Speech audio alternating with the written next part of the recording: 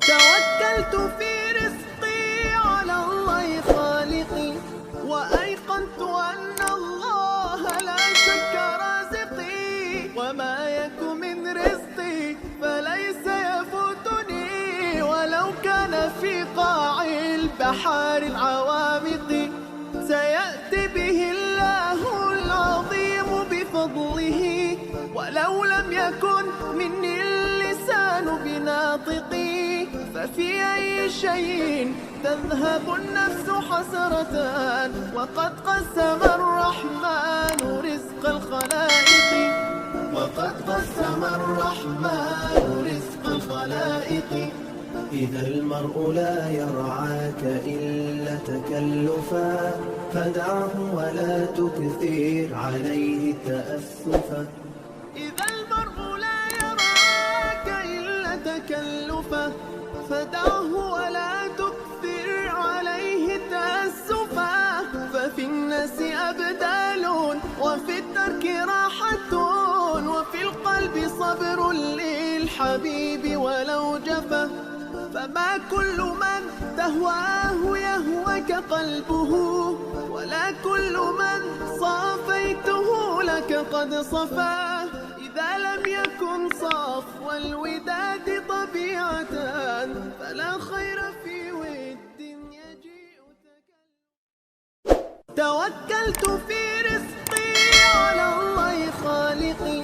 وأيقنت أن الله لا شك رازقي، وما يك من رزقي فليس يفوتني، ولو كان في قاع البحار العوامق، سيأتي به الله العظيم بفضله، ولو لم يكن مني اللسان بناطقي، ففي أي شيء تذهب النفس حسرة، وقد قسم الرحمن رزق الخلائق، وقد قسم الرحمن رزق الخلائق.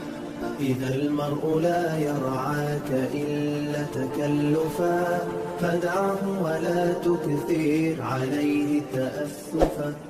إذا المرء لا يرعاك إلا تكلفا، فدعه ولا تكثر عليه تأسفا، ففي الناس أبدال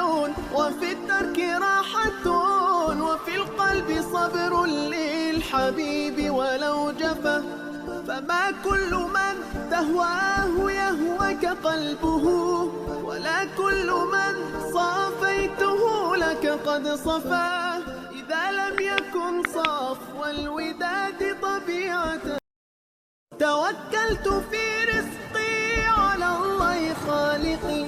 وأيقنت أن الله لا شك رازقي، وما يك من رزقي فليس يفوتني، ولو كان في قاع البحار العوامق،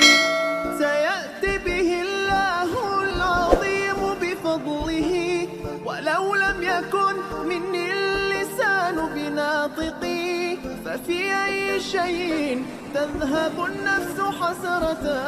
وقد قسم الرحمن رزق الخلائق،